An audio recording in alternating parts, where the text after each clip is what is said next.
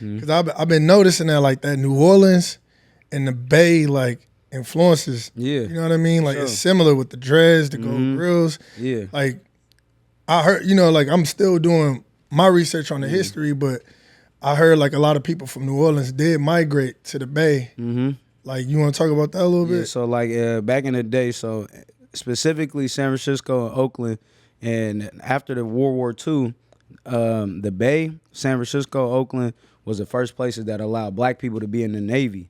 So when that happened, hella people from the South migrated to Bayview, Hunters Point, and then they migrated to Oakland, the ports, you feel me? Yeah. So when that happened, hella people from the South is just in the Bay. Also, same thing with LA. Hella people, you peep like they roots be in Louisiana. Yeah, You know what I'm true. saying? So that was like the foundation for a lot of it. Then when that happened, around the 80s, late 80s, early 90s, there was this young up-and-coming entrepreneur. His name was Percy Miller.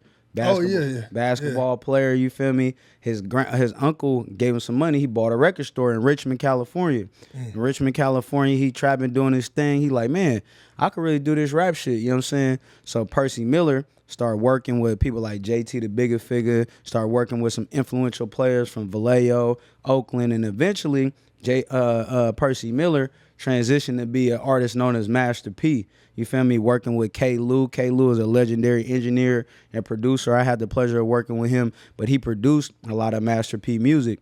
So, but when Master P was in the Bay, he learned about the independent hustle. He learned how to basically like, okay, y'all just bouncing out, selling out the trunk. Y'all ain't really y'all not really out here depending on the label to get the work for y'all. Like, I could do that. I got hustle. So he took that formula that the Bay already had in the early 90s, late 80s, and he brought that to Louisiana. And Louisiana never seen nothing like that before. Just somebody outside. And when you ever been to Louisiana? No, I haven't been yet. I've been to Alabama, like certain parts of the South, but not. Louisiana different because Louisiana got acquired through the Louisiana Purchase, so Louisiana got a French background. So even just the culture is hella different. The people look different, how they talk and everything. But even then, Louisiana influenced by New York as well because the way they talk, that's a whole rabbit hole. But you know what I'm saying? Master P went to Louisiana. He was going up, you know what I'm saying? Just out there trapping, hand in hand. Basically, he got a deal from Priority Records, the same deal that JT the Bigger Figure got, and it led to him not only having ownership, having one of the only deals of his kind, getting 85 to 90% of his masters without having to take a big advance or anything like that, but getting that exposure that you need from the label while also being able to distribute his own stuff.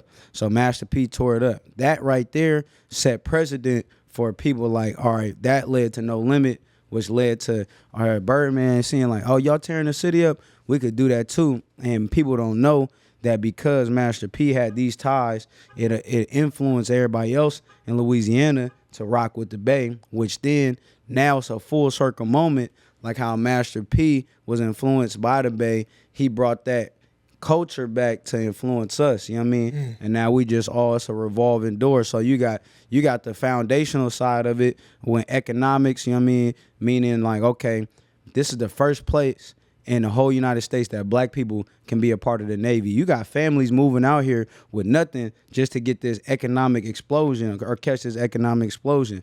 And then you got our other part of our culture, you know what I'm saying, the music. I mean, that's big.